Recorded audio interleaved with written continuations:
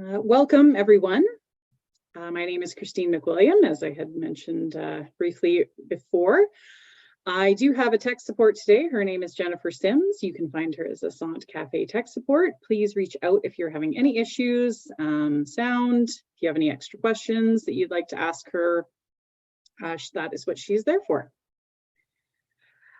So I'd like to begin today by acknowledging the Indigenous peoples of all the lands that we are on today. While we meet on a virtual platform, I would like to take a moment to acknowledge the importance of the lands which we call home. We do this to reaffirm our commitment and responsibility in improving relationships between nations and to improving our own understanding of local Indigenous people and their cultures.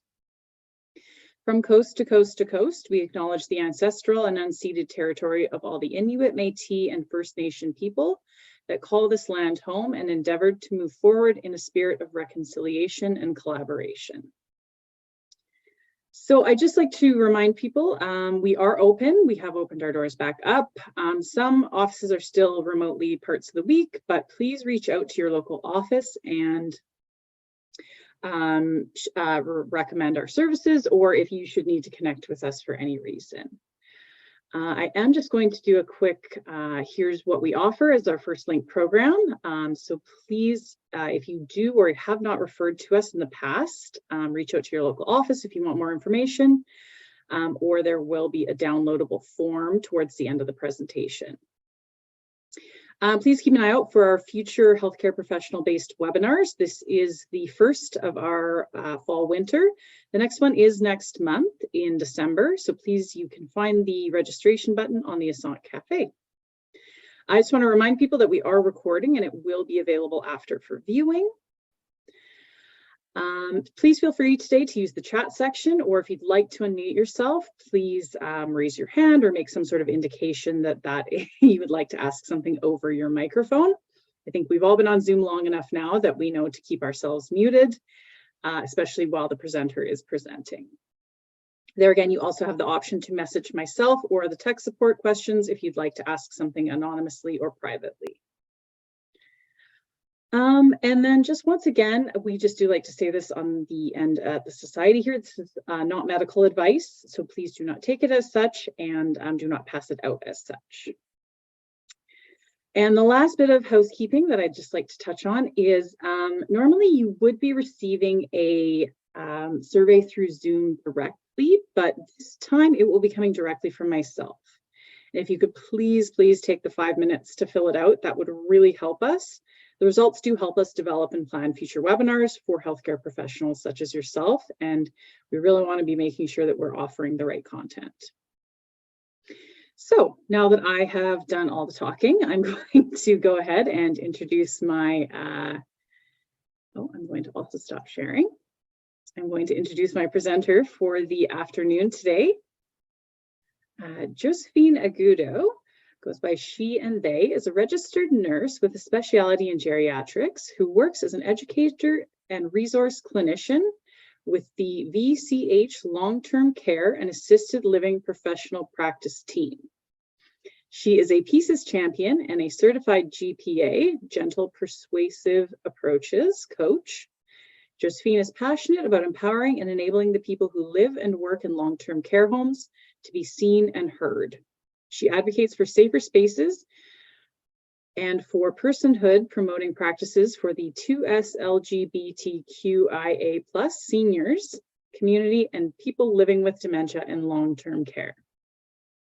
So, Josephine, I will let you go ahead and take things away and share your screen for us. All right, thank you so much, Christine. Hi, everybody. I just want to take a moment to see who's here today. I know many of you don't have your videos on, but I do see Jamie. Jamie's video is on. I can see that. I can see them.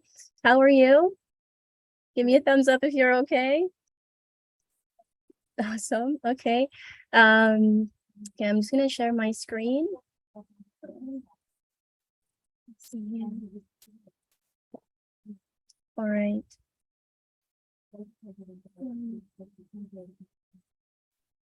Awesome. So, Christine, thank you so much for this opportunity to share. And for me, Josephine Agudo, registered nurse by background. Pronouns are she, they, them. And I just want to acknowledge in the beginning here that although I am the voice today presenting this topic to you, creating safer spaces for gender diversity, I'm by no means an expert. And I acknowledge that. And I'm also in the journey of growth and development and learning more about the community and the topic as well. And so I appreciate that for some people, this might be the first time they've heard this topic or heard about this topic. And also, I just want to acknowledge too that for some people, it may bring up sort of an internal dialogue and some questions. And we may not get to cover everything today, but you are welcome to reach out. You are welcome to ask some follow-up questions if you'd like. And I do have resources at the end of the presentation as well. So I just want to invite you to, or let you know too, that this is a safe space. So although it is recorded, you are welcome to maybe ask your questions privately. And so your name will be, in confidence. And you are also welcome to be as you are. So if some of you feel a little discomfort, that's fine. If some of you are very comfortable, that's also fine. Everyone here is welcome in terms of the conversation that we're going to have today. I just want to acknowledge before going through where I'm joining you from, which is from the traditional and unceded and ancestral homelands of the Coast Salish peoples, the Musqueam, the Squamish, and the Tsleil-Waututh nations. And as a settler here from the Philippines, it is an honor and privilege for me to be here, and it's a gift that I am here today. To start off the conversation, I want to share with you a video that was shot locally here in Vancouver, downtown Eastside, in fact. And the person I'm introducing to you is Sakani Dakauth. And why I'm showing Sakani, or sharing Sakani's story with you, is because their story, or her story, actually has many factors or aspects to it that resonate, I feel, to like pretty much a broad number of people. And so without further ado, I will share Sakani's story.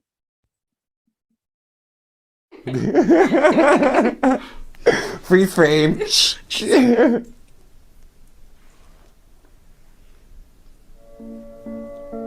Well, my name's Sakani, and I prefer she, her. I'm from the Gladstone Nation, which is north of Fort St. James.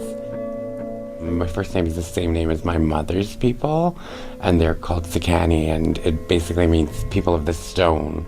With discovering my roots and trying to connect with my people more, I decided I didn't want an English name anymore. I always felt like it was something that was kind of like cast on me and something that I didn't really have a choice over.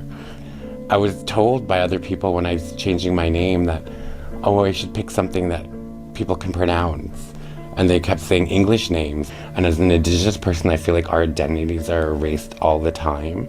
There's too many things that are Western, that are kind of like forced upon us, and that we're supposed to just accept and like move on. And that's not who I am anymore, and that's not the way I live my life anymore. It was difficult growing up and not being able to be who I was and who I felt like I was inside, because I was always told, like, we live in this world where it's either a boy or a girl. When I was a kid on the reserve, there wasn't one trans person there. Growing up in small communities, I noticed that if there was somebody that was out, they were often ostracized. It was very freeing to leave home, and I was able to get well and focus on myself. For the longest time, I wouldn't look Native people in the eye ever, because I felt like I was seeing too much of a reflection of myself in them. I couldn't really cope with it, and some days I still can't, depending on, my level of tolerance or strength that day. When you go onto a reservation, it's like going back 50 years. Sometimes I don't feel as strong, and I'm not able to fight the battles that I need to fight. There's a saying that this really famous motivational speaker, Lisa Nichols, says, sometimes you have to leave people behind in order to get better. And in order to get better, you have to, you have to get better so that you can bring everybody else up with you. Honestly, my end goal is to get well enough so that I'm able to, bring the rest of my people up with me. Colonialism and like the intergenerational trauma that my parents got through residential school really affected my family life in a huge way. In a lot of sense, it kind of forced me to leave home early. I left home at 16. My transition didn't happen until I was 18. And then when I was homeless and became homeless at 18, a lot of services were very gender-based. They were boys' shelters, there were men's shelters, there were women's shelters.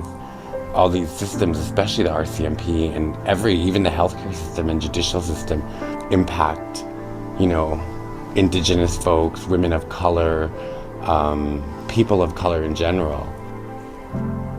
Being Aboriginal, I always experienced a lot of racism and a lot of biases. I went to the emergencies of 2 different hospitals at least 8 times since December with heart conditions. And every time I went to these emergencies, they would just say that I was drug seeking or, I have anxiety. My heart is still functioning at 17%. Just that medical system has affected me by almost taking my life away. So even though my heart's functioning at 17% right now, there's this quote from a really good book called The 4 Agreements. And he mentions in there how the Creator put enough love in his heart for everyone in the world. So even though it's only 17%, it's just so full of love. I feel like every day I should live, and every day I should live as much as I can and try to thrive and try to create community wherever you can, with whomever you can. Like Maya Angelou's said, take up the fight, right? Take it up, it's there.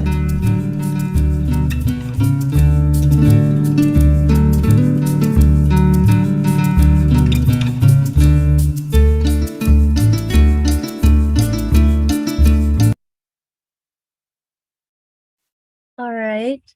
I just want to take a quick moment to see if anyone had any comments or thoughts in the chat. Awesome. Yeah. Amazing, powerful video, Sakani. Thank you for sharing. Wonderful message. They're very powerful. Would anyone like to share something that comes up for them when they watch Sakani's video? I'll just give a quick second to see if anyone would like to. You can also just write it in the chat and we'll acknowledge your sharing afterwards. Okay. All right. Okay, so from Sakani's video, interesting how everything is so gender-based. Yes, there are many, this is why I love this video, is because there are many factors in here that really play into the conversation that we're having today. So my first question to you is, wherever you are from, it says care home here, but do you know of any2S LGBT plus seniors in the area that you work in? So in the chat, could you say yes, no, or anything like that, just to let me know if there is that awareness out there. Okay, so I see a yes. Yeah, perfect. Okay, yes, good. I see 2 people responding. Yep. Okay, we got a no. Yeah, thank you for that. In the past, we have had some, not currently. Great. Yeah, okay, all right. Yes, yes. Okay, perfect. So we have a mix of yeses and nos. Thank you for that. And then we'll get into some of the history and not to knowledge. Yeah, okay, awesome. Thank you so much for for those of you who are participating in the chat. Okay, so we'll look into that a little bit further as well. So our objectives for today is very simple. What is gender diversity? Why does it matter? And what can we do to create safer spaces wherever we are? And I know I'm representing long-term care, but what I do invite you to do is apply it to the setting that you're practicing in. So in diversity, there is beauty and there is strength. And so I would like to take a quick mentee poll just to see who's here, the representation. So in the chat, I have posted a mentee link. And if you could help me fill out, just take a few seconds. There are 3 questions that you will see there.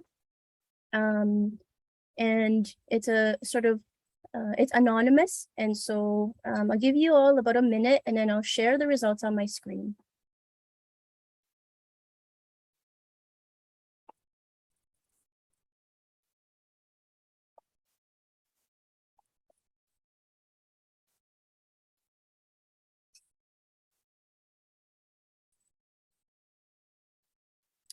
All right, so as they are populating in,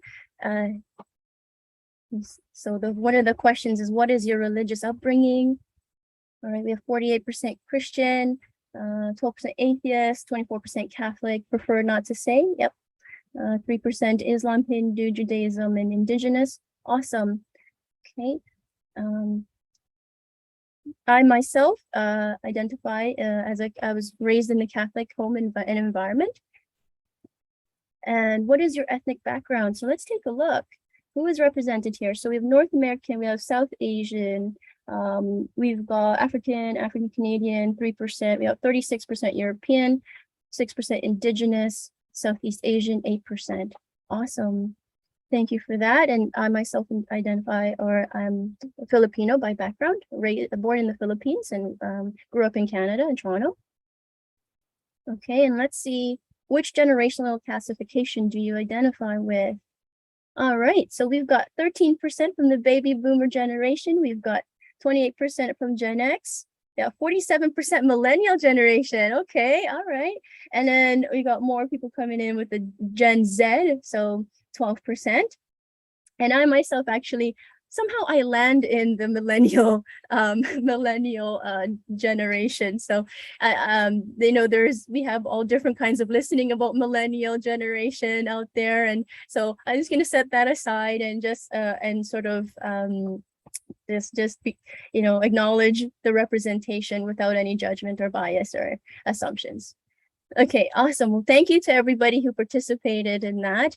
And you know, you might wonder, or I hope there wasn't anybody that I left out. If there was somebody, please put it in the chat if you feel comfortable to do so. You can private message so I can acknowledge you.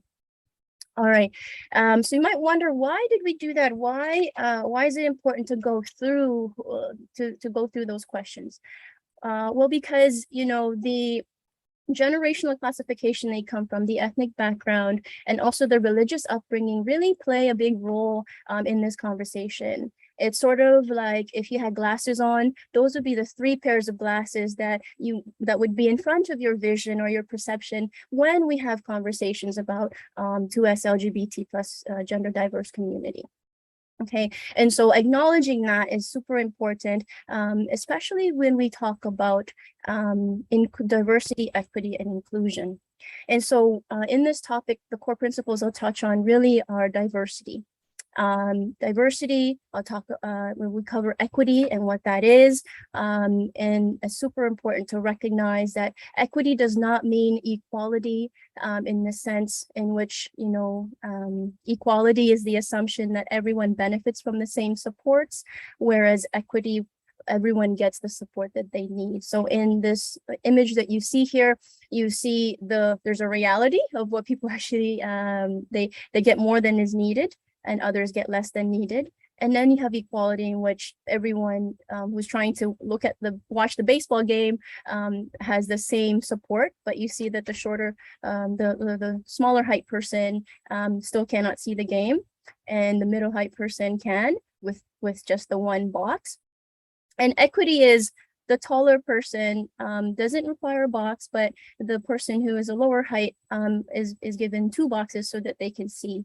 So that is essentially a core principle in which distinguishing equality and equity. And then justice is that there's no barrier there. No systemic barrier has been removed. So, and then inclusion is really the feeling or creating environments in which people feel like they can bring their whole selves to work. And it means like everyone feels valued, respected, and appreciated for their unique identities, even when they are different from others. And we hear diversity, equity, and inclusion as sort of conversations out there, but where we actually want to focus and where I want to focus is in the center here, where there's belonging, dignity, and justice. Now, belonging is really the feeling and believing that we're not only meant to be here or there, but we are encouraged to be there. That's a quote from Sonia Barlow. And dignity describes the sacred nature of each individual's personhood. And justice is the repairing and restoring of individuals receiving what they need. And so allyship is sort of encompassing all of it. And allyship is acknowledging, is when as individuals, we acknowledge that there is privilege present, that we recognize we aren't experts, and that we listen and take direction from those with lived experiences of marginalized and oppressed communities, as well as resistance and organizing. And we put in the work, including educating ourselves about systems of oppression, and accepting criticism and be accountable for mistakes. And so that are those diversity, equity, inclusion, and allyship. These are the sort of the core principles in this conversation. Okay, so I know those are kind of terms and things, but it was so important to lay the foundation from which we have this conversation. So many of you might have seen these letters. Like when you celebrate Pride, you probably only see like the LGBT or 2S LGBT. It's not necessary to memorize this, just so you know. What this highlights really is that you see at the end over here, there's a purple plus. The plus speaks to the notion that sexuality and gender must continue to be expansive and reflective of the millions of ways intimacy, relationships, love, gender, sex, and orientations are expressed. And so, you know, growing up, I was raised with knowing that there is only man and woman. So that is what referred to as a binary. So man and woman, that's all I knew. But later on, I've learned is that there's actually more layers to understanding behavior and identity. So I'm going to share that with you now, and I'm going to introduce you to the genderbread person. So not gingerbread, okay? So don't think gingerbread yet, because we're not in the Christmas season yet, but genderbread person. So for those of you, you might have seen this before, and for those of you, this might be new. So I'm gonna sort of go through each of the layers here and what it means. So let me just see, I think there's a chat question. Awesome, thank you. I saw a comment, thank you. So gender identity, what is that? So gender identity is in their minds how a person identifies or sees themselves. So for example, on one end of the spectrum, there is woman, and on the other end of the spectrum, there is man. And in between, there's gender queer. So in a sense, it's who a person thinks they are and how they see themselves, identify with what is womanness and what is manness, in a sense, to kind of keep it in a simple term. Okay, so that's what gender identity is. It's not something we can question because it's who the person believes they are, right? And so that's gender identity. Gender expression is another layer, and here we have on one end of the spectrum, we have feminine expression, and then we have a masculine expression. What does this mean? Gender expression really talks about how a person acts, dresses, behaves, interacts, how they fulfill traditional gender roles, and all of that. It encompasses that.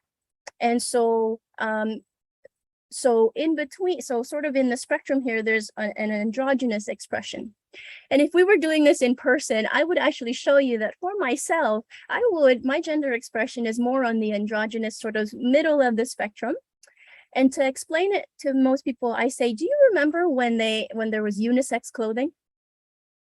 I don't know if many of you remember unisex clothing, but I grew up knowing that there was unisex clothing. And And so why I say androgynous is that if you can see my hairstyle, it's a bit grown out now, but I do have a short hairstyle with a long sort of bun, and my style sometimes is pretty much, you know, I wear more buttoned up clothing, but they're still fitted. So there's a bit that for me I define as sort of in the middle, not on the masculine or the feminine end. So I hope that makes sense in terms of the gender expression layer.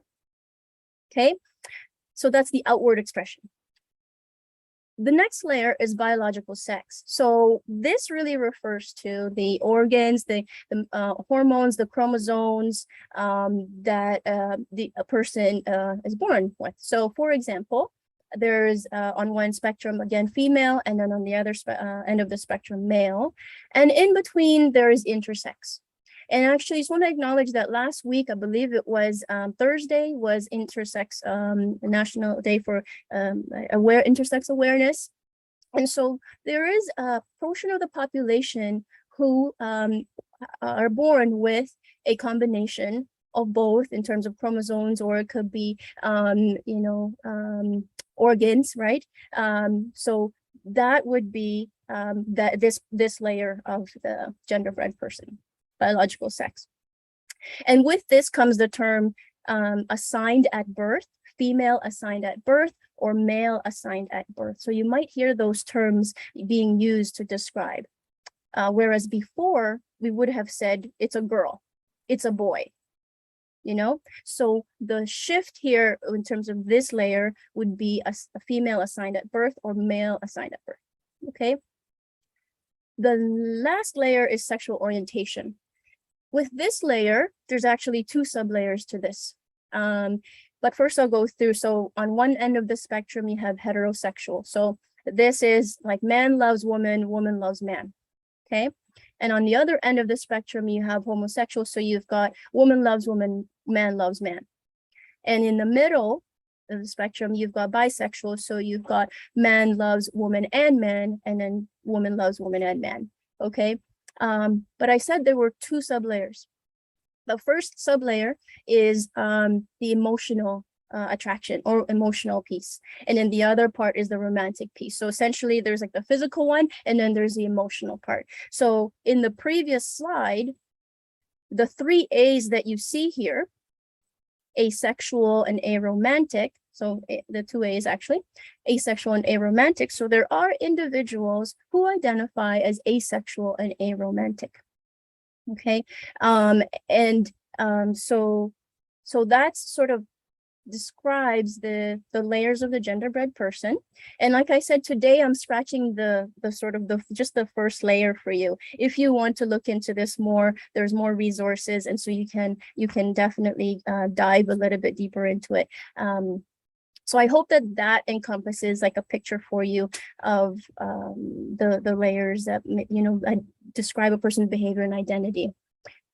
And in describing this, pretty much what I started to understand was can't really judge a person by how they look, how their voice sounds, what they wear, all of that. There's really, when we understand this, it really removes assumption.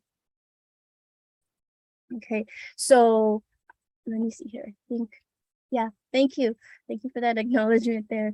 Yes, it really removes assumption. And so that's where we begin to understand gender diversity. Okay, so when we look at the community, in Sakani's story, would you agree that resilience was one of the biggest strength factors that she had to overcome the challenges that she faced in her story, like her changing identity, the name, not seeing people who looked like her, going back to the reserve and not, yeah, thank you. Yes, absolutely. And so resilience is one of the biggest strengths. And what was this strength versus? So the challenges encountered or faced by gender diverse communities is this: complex trauma. So in this layer, they small t trauma and big T trauma, and also vicarious trauma. Vicarious trauma is, what you see being done to others, and then it's internalized in you, and so that creates that fear or that trauma in yourself. So so that's one layer. The next one is ageism. And especially with our population, ageism is already an existing factor or challenge that is faced by the population that we serve. And visibility management. This is really talking about, like, is it safe for me to come out? Like when I go into long-term care, will I have to hide, go back in the closet? Is it safe? Will the staff accept me? Will they treat me differently? Well, so many questions that come up. And healthcare trauma, mistreatment, and systemic discrimination. This was very much highlighted in Sekani's story, in which, when they went to the emerge department, they were seen as somebody who's just drug seeking. And so that part of healthcare trauma, and it goes back to history as well. A stigma of being LGBT. And one of the biggest stigmas was the AIDS pandemic, HIV/AIDS. And also, I don't know if you know this, but monkeypox is a potential also stigma of being LGBT. And there's so many more. So just highlighting some of the common ones. Intersectional considerations. What does that mean? It means the culture means, whether you are able or disabled, whether you're indigenous, whether you have access to resources or not, the family you're born into, all of those intersectional considerations really play a part into what goes in after here, which is oppression and privilege. So when we consider someone, who may be, for example, myself, Filipino, female, immigrant, coming from a single parent family, so all of those sort of examples of intersectionality and what challenges in terms of oppression and privilege does that raise for me, or did I go through, sort of thing. That's kind of the example I want to share. And then behavioral health concerns. So gendered behavioral health concerns includes, mental illness. It includes substance use. It includes post-traumatic stress disorder, and all of those things that fall under that. So as you can see, these are the small circles or the challenges, and what really empowers a person in the gender diverse community is this resilience and the idea of chosen family. So in the beginning of this meeting, you heard a song by Elton John, actually. And so that was by Elton John, and it was actually, it's called Chosen Family. And I love this song because chosen family, families is people, friends, not blood related, that a person has chosen to identify that they are my safe space, they are my confidants, they are the people that I trust and who I see as family. So that's that as an empowering force factor. Okay, so in the beginning I asked you, how many people do you know where you work? Some of you said, yes, I know. Some of you not currently, not that I know of. Question is, why is that? Why is there why is there a variety, right, of answers and some sort of not sort of that awareness? And there's no make wrong here. It's simply why that is because of historical timeline. So when we look at the past, the years before the baby boomer generation, it was the silent generation. Nobody talked about being homosexual. Okay, because if you did say something, the person would be involuntarily committed to a psychiatric facility where where they were subject to cruel and inhumane treatments, including castrations, torture, drugs, shock therapy, and lobotomies. And so that was a silent generation.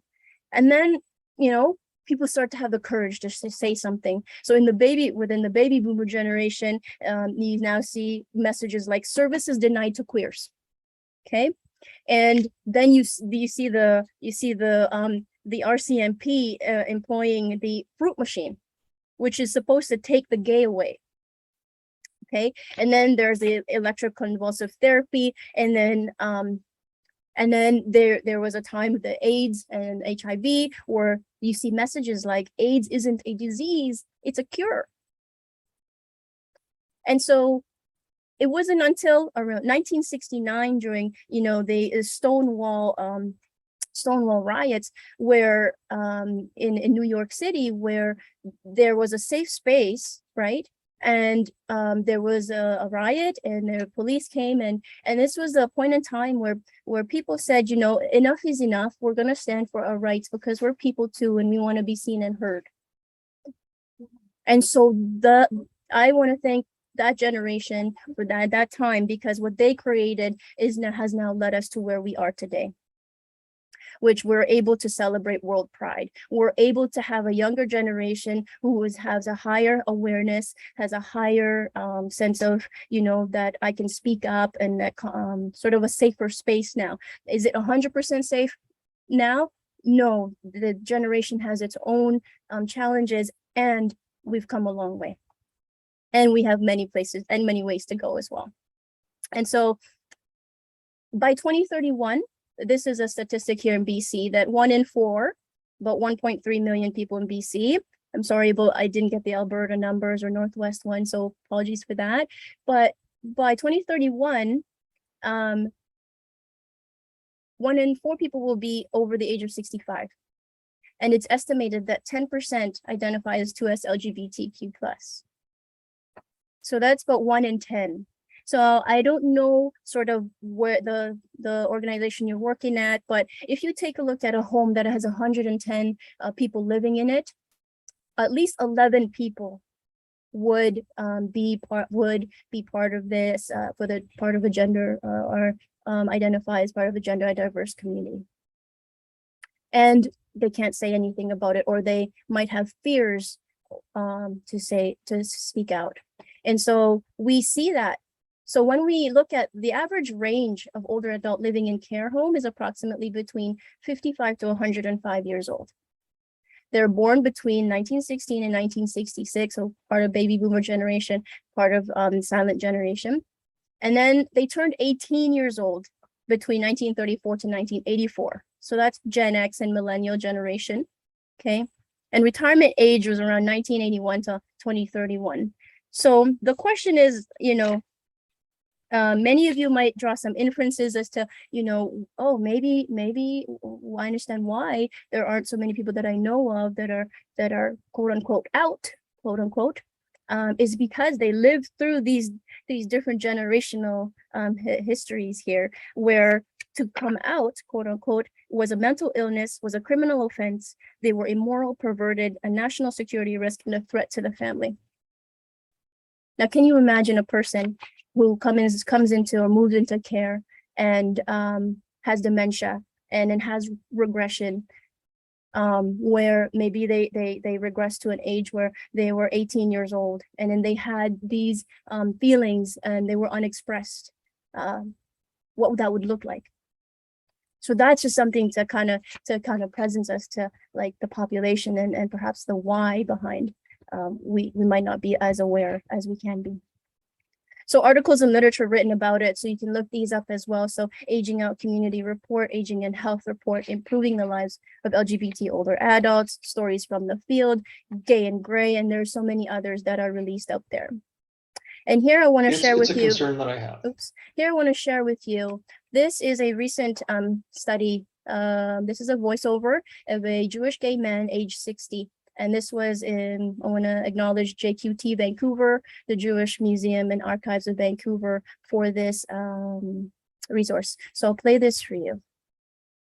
Of having to, it's a concern that I have, of having to go back into the closet as I age. Now, as long as we're living in our home, and as long as at least one of us are able to supervise a caregiver, it's no problem.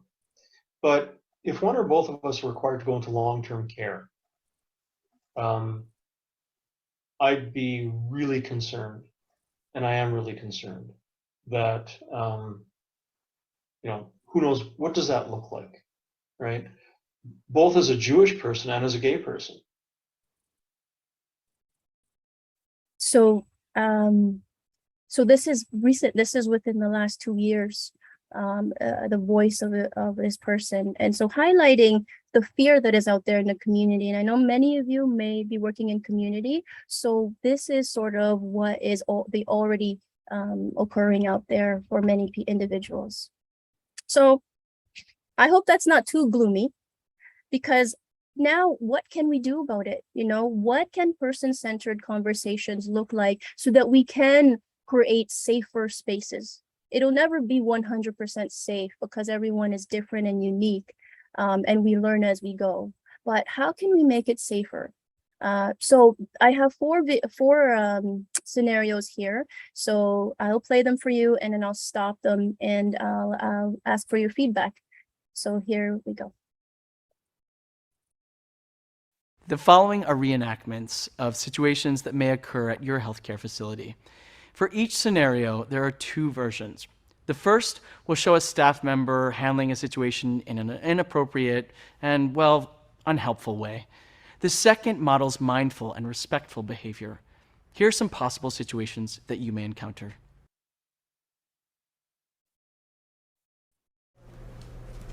Oh, hi, I'm Shoshana. Leonard, Nice to meet you. We spoke on the phone. That's right. Welcome to Linden Groves. Are you two brothers? Yes. Okay, great. Well, let me show you that one bedroom I was talking to you about. Thank you.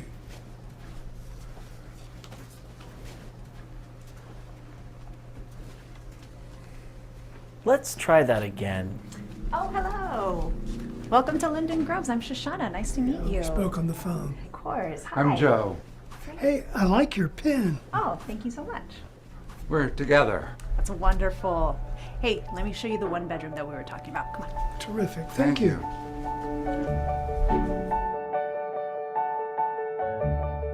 All right, so I'm going to look to the chat to see if what changes did the marketing director make to help Leonard and Joe feel more safe and visible?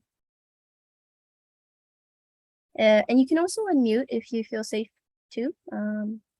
Power of the pin. Yeah, thanks. Not make assumptions. Like, are you two brothers? So yeah, they were brothers, didn't assume. Absolutely. And you know, this happens fairly frequently. Recently happened to a colleague of mine, just like a month ago. They were in the hospital with their daughter and a partner, and the person who was pushing the wheelchair said to the little girl, said, "Oh, that's your mom, and who's this? Your aunt?" So kind of had made the assumption it was an aunt versus the other person was also their parent. And so yes, the power of the pin. Responses, positive acknowledge. Yeah, absolutely. So the power of the pin, yes. And I want to make a note about the pin. There is a conversation out there for some people where if they wear a pin, they feel like they would out themselves or they would identify as LGBT+. And in one of my sessions, a person came up to me and said, "Hey, can you please make sure that people know that when they wear the pin, it doesn't necessarily mean they are identifying themselves. What it actually means is that they are an ally for the community, that they have taken the time to educate themselves and become aware of, learning and understanding, and that will create a safer space." And so I want to share that with you because I want to make sure that the person's voice is forwarded. Okay, so let's take a look at the next one here.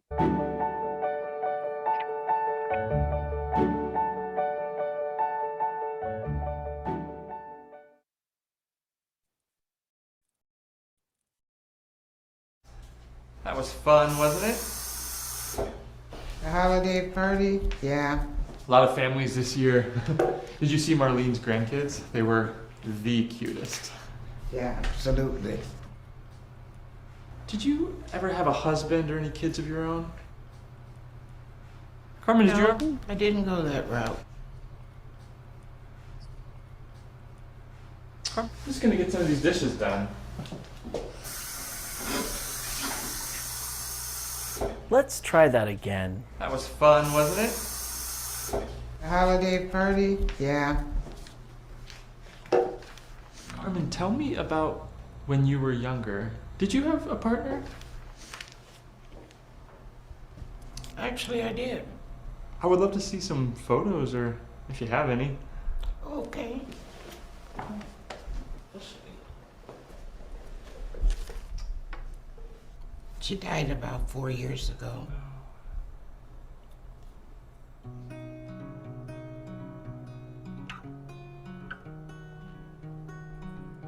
You must have loved her a lot.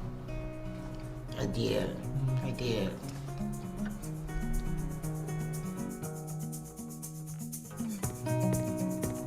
All right. What changes did the caregiver make to help Carmen feel more safe and visible?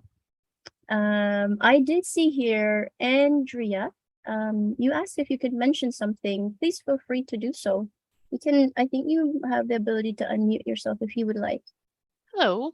Hi. Hi. Sorry, I have a mouthful just as you mentioned my name.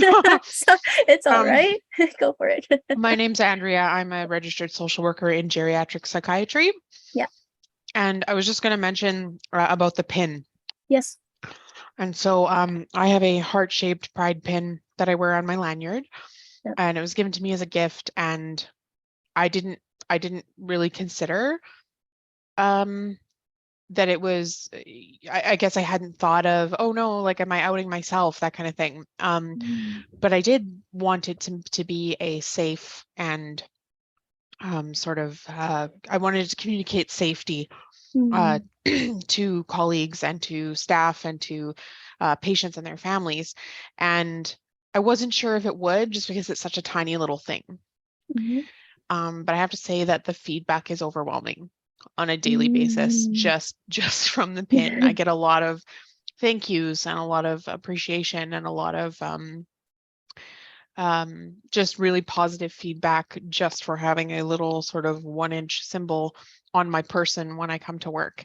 And so I think as caregivers, we often are lost as to what can we do just in our day-to-day. And so this has been a big thing that I didn't think would be a big thing, quite honestly. And so that's why I said the power of the pin, because I didn't realize the how powerful the pin could be for some people, but it really is like a quiet and gentle safety reminder. Yeah, absolutely. Thank you for that, Andrea. You're welcome. Yeah, could have said it better. That's amazing. Yeah, thank you so much. And where do you practice, Andrea? I'm a social worker in geriatric psychiatry. In Calgary, Edmonton, or just in Edmonton, Villa Edmonton? Caritas. Yeah. Oh, gotcha. Awesome. Thank you so much. Thank Excellent. you. Yep. All right. Okay. So, man, that was awesome. I always love the testimonials.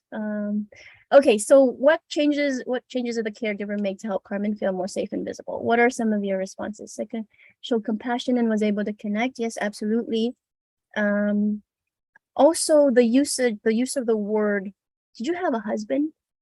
A gendered term. Did you, we want to shift that to partner. Yeah, partner versus gendered spouse. Yeah, exactly. So that was a shift in the language, and then just one word made a difference in the connection that Carmen was able to feel with the caregiver there. Okay, all right. So the next one I'll show you.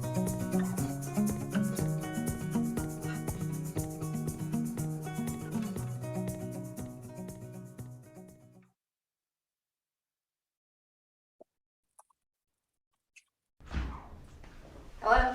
Yes? Who are you? I'm here to help you get dressed today, Miss Johnson. Linda usually does that. Linda's not here today, but it's okay. I'm happy to help. Here, let me help you. I think I got it. It's okay. It's nothing I haven't seen before. Let's just take off your pants. Oh, I didn't expect to see that. It's okay. Your file said female. Let's try that again. Hi there. Who are you? I'm Karen. I'm here to help you get dressed today. Is that okay? Linda usually does that. I'm sorry, Miss Johnson. Linda's out sick today, but can I help in any way? I think I got it. You sure? No, I don't think so. Here.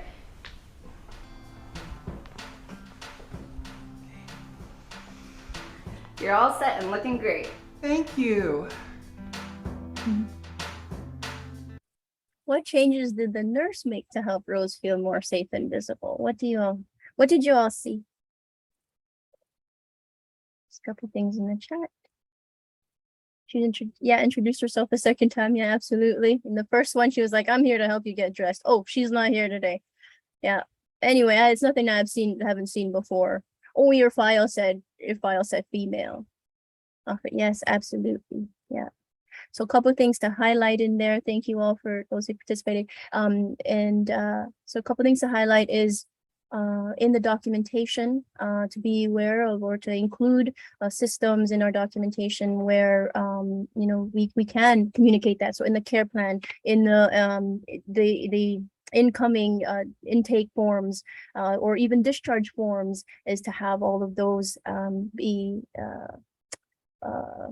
edited or revised in such a way that it does enable a person to know, because that care person was like, oh, your file said female, so the assumption was automatically there for them. And then you're right, for those of you who said, yeah, body language was different, approach was different, absolutely. And also didn't mention anything about the genitals. Yeah, absolutely. Thank you. So the last person is Lee. And I invite you for this one. There's several layers to it. So please pay attention to this so you can really see what the story is about here.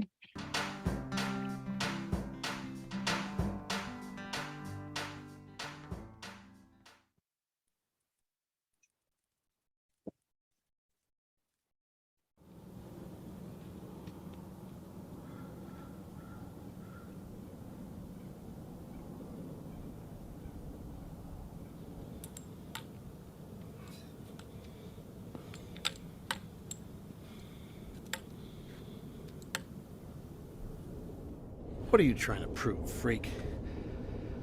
Stop acting like a weirdo. You're scaring people. I'm not a weirdo. Leave me alone. You think it's normal to dress like that? Yes, actually. Oh, really? Billy, come on. Give the guy a break. He's just different.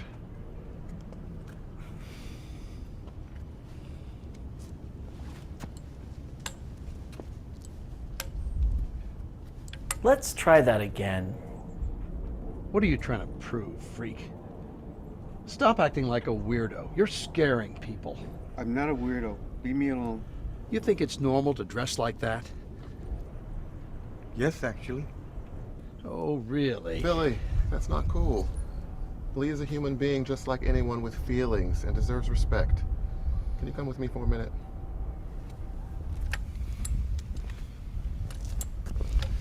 Billy, please remember our rules. No one gets bullied or disrespected, okay? But Lee is entitled to express her gender just like you. Now, I know this won't happen again, but I have to let the director know what just happened so it's in your file. We protect everyone here.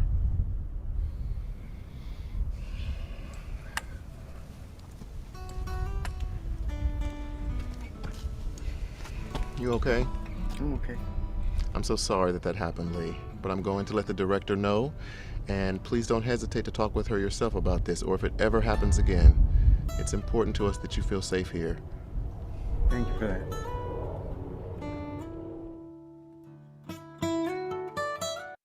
All right, what changes? That one was hard to watch, but unfortunately it's a reality. Yep, glad to see someone stepped in, as in a lot of instances that wouldn't happen. So difficult when the bullying is coming from people with memory and cognitive impairment. Called Leah him, second one referred to as a her, appropriate pronouns, yeah. And there was no dismiss it, like in the first one, dismissed, give the guy a break or leave the guy alone, he's just different. That does happen, it's a reality, and it's why we are in spaces like today where we can drop the courage and confidence in ourselves to step up in moments like that when we see it. And there are so many other layers there that we could also mention, that the supervisor in the end had the other person say, set them aside, made the correction, and said this is going to be in your file and there's follow-up. And then the supervisor went to follow up with Lee and said, hey, are you okay? And it provided that reassurance. Okay, so thank you. Yeah, referred to by preferred name. Yeah, absolutely, help to advocate for Lee. Excellent. So some communication tips just to sum it up, and we're almost coming to time here. So I really thank you for your participation and attention so far. So a couple of things very quickly is gendered vocabulary when speaking about people we don't know. So for example, we're often saying, hey, that lady in the hat, you know, the assumption there is that the person is like a woman in the hat. It is a gender term. So instead we want to try and shift our language to a more inclusive one or neutral one. So like, hey folks, or hey everyone, or hey y'all, or people, or persons. And when in doubt, when it comes to pronouns, I always use they, them as when I'm in doubt. Assuming pronouns, so names like Alex, you know, could be a he or him, or could be she or her, or even they, them. And Jennifer could be a he, him, not necessarily she, her as well, right? So asking what's the authentic pronoun and name, or pretty much very simply, how would you like me to address you? How would you like me to call you? What name would you prefer? Those are very simple language ways you can do it. Sensitivity around genital areas. So, you know, we often say vagina or anus or breast or breastfeeding. We can shift our language to say front hole or back hole, or instead of chest, we say breast, or I'm sorry, chest instead of breast, sorry, and chest feeding or chest screening. So, and we mirror their language. You know, that really helps provide safe space. The other part is gendered family reference. So we saw this already, parent, partner, or use their words. So if you do encounter someone and say, this is my husband, then we can refer to that person as their husband because the person themselves has identified their partner as a husband. And moving away from things like color doesn't have gender, you know, clothes don't have gender, hairstyles are genderless as well. And so just being aware of that. And here are some terms to avoid. These, I believe that we can make the slides available, so I won't go through, but essentially these are some terms to avoid: sex change, transsexual, transgenders. We want to use preferred terms like transgender people or transgender person, or for sex change, we say transition, and assign male, female at birth, which I've mentioned. And for pronouns, gonna go through very quickly.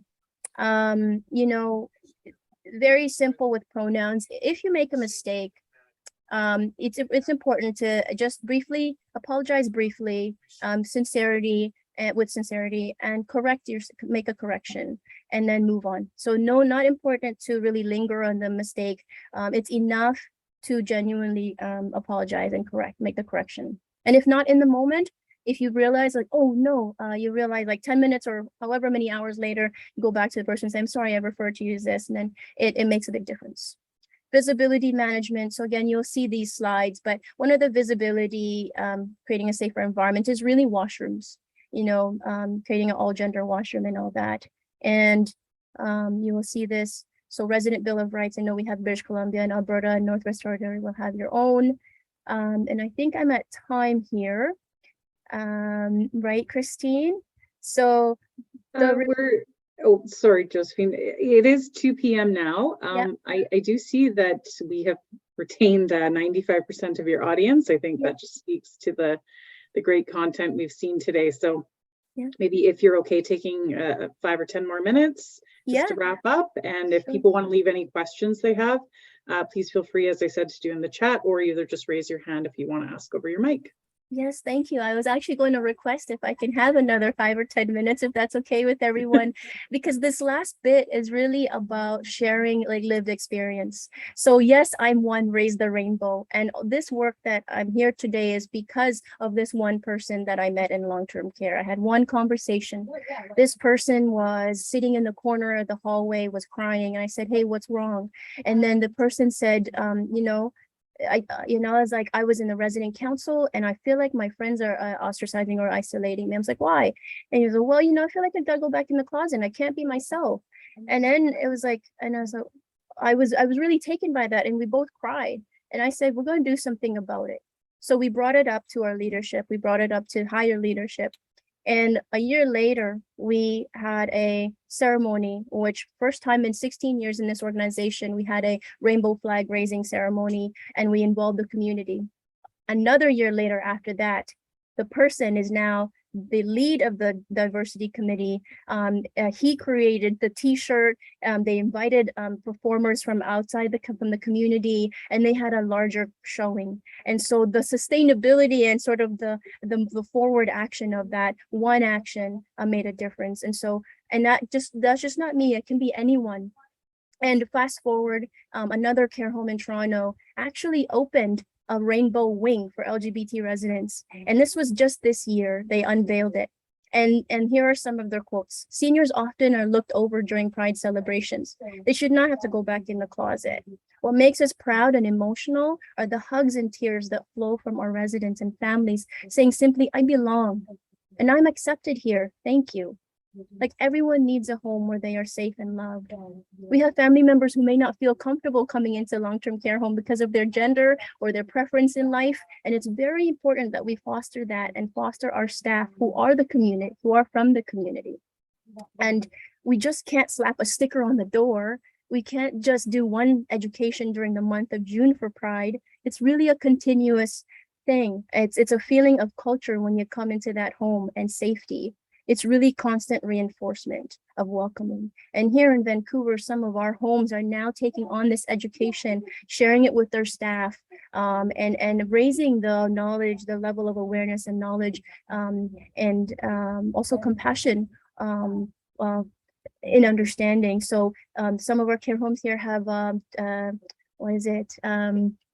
had some Pride celebrations, have had a performance day, and we've had some persons who shared their story through our newsletters as well. So it's been really heartwarming and opening up the conversation. So there's more of an awareness. Okay, so now my questions and answers. So do you all have any questions, answers, or even a story you'd like to share? I think that thank you. Yeah, anyone would like to share a story or a challenge or anything that you'd like to bring in the space, and maybe the community can share feedback. What do y'all think?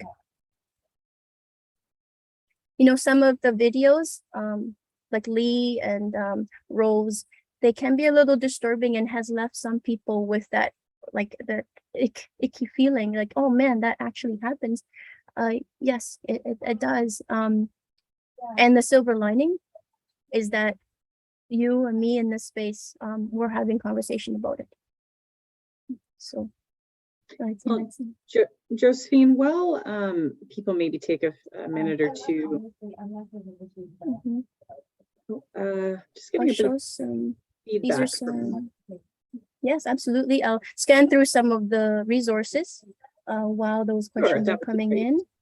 So at Vancouver Coastal Health, we have created a supporting sexual health and intimacy. We have something called Learning Hub, where people can access courses. We have a decision support tool that we offer for our owned and operated homes and care homes that are more private but are affiliated with us. So these are all accessible through these links as a resource. And then we have Prism here in Vancouver. And then these are credits and resources where you can online modules that you can do. So the Dignity Project interactive workbook is here that can be accessible to anyone. So you'll have access to these. Okay. Yes, absolutely. I will share them with Christine, and Christine can do a send out. Oh, I have a hand up from Anupa. Go ahead. Yes, hi. I did have a story. I used to work at a care home, and I joined at the beginning of May. So of course, one weekend I was like, what are we doing for Pride? I was in the rec department. They were doing nothing. So I created a Pride, some programming for that. And I remember sitting with a couple residents, and one of them was saying some pretty problematic things, but of course, this was her experience, and she was saying, you know, well, I don't see why it needs to be such a big deal anymore. Everyone's making such a big deal. And, you know, when I grew up, of course I had girlfriends when I was a kid, and we would date and we would kiss and we loved each other and we would get married, but then you grow up and then you know, and she was saying stuff like that. And of course it's not my place to assign anything, but I was like, that sounds pretty gay. But I think it was a great realization for me, because I was hearing this, and just hearing the way that she was talking and that it wasn't an option for her, right? And I'm not saying it's not my place to assign once again, so I'm not saying that that's her identity, but it wasn't an option. And I think that was a good moment for me to realize that I need to do a lot more listening and meet people where they're at, because my context of the time period that I grew up in is very different from some of the clients that I might be serving. So yeah, I just need to focus more on listening. Oh, Anupa, thank you so much. Yeah, it's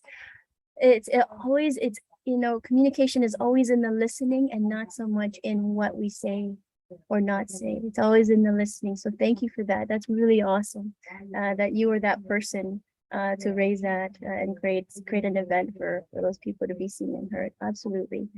So thank you for that. We have a comment in the chat here where there is a person with long hair, is on estrogen, has breast or chest, but it still has a beard. Let me see here. And due to generational religious upbringing, we as staff are unsure of their pronouns or how they actually identify. Any advice? Yeah, so for that, one of the things I can see to do is, is there anyone that person connects with, has a good rapport with, and then you can usually the approach is you can say your name, and then usually it's I use the pronoun she, her, or she, they. So you can introduce your own pronouns and you can say like, how may I address you, or how would you like, what name would you like to be addressed by? And you can actually ask that question genuinely coming from being curious, not curious as in like, oh, tell me everything, but a genuine curiosity to be respectful. So I hope that helps a little bit. And also, does anyone have any? Josephine, you had a comment from Rebecca. Yes. Just saying, relocating my senior father, who identifies as gay, to Edmonton has been very stressful during the pandemic. I am hopeful now that Pride programming is starting in the community and that we'll see more similar movement towards rainbow senior living. So that's great to hear. Yeah, that is great to hear. Thank you so much for sharing that, Rebecca. And you're right. We are slow. It's a slow process, and I look to the silver lining that the process is started. Yeah, absolutely. Well, and you and I have spoke about prior to this presentation, that it's these types of opportunities, as you had just touched on, that give people the chance to ask the questions, start to learn, start to become informed.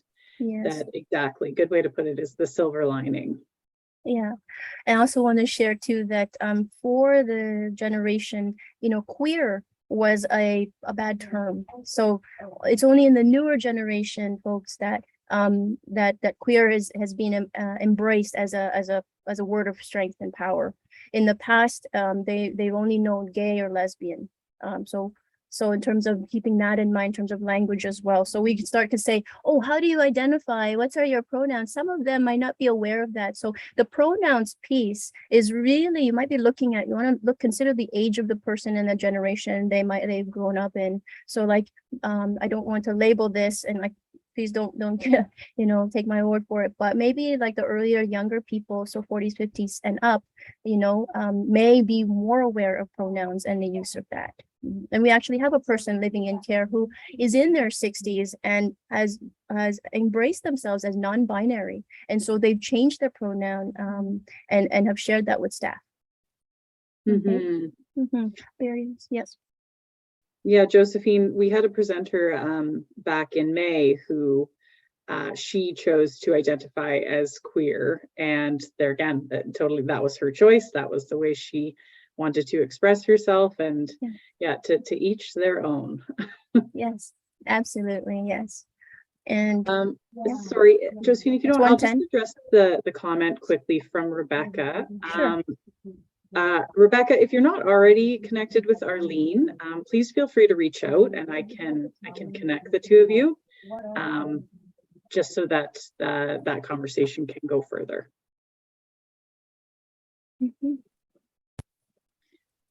Yeah. All right. I think I've reached the time that I've requested for and more. So you have been so generous, all of you, and it speaks to just who you are for who you are as practitioners. your spirit, your compassion, and really like your commitment to being aware, being people who create safer spaces. So thank you. Yeah, well, and once again, thank you very much for your time this afternoon.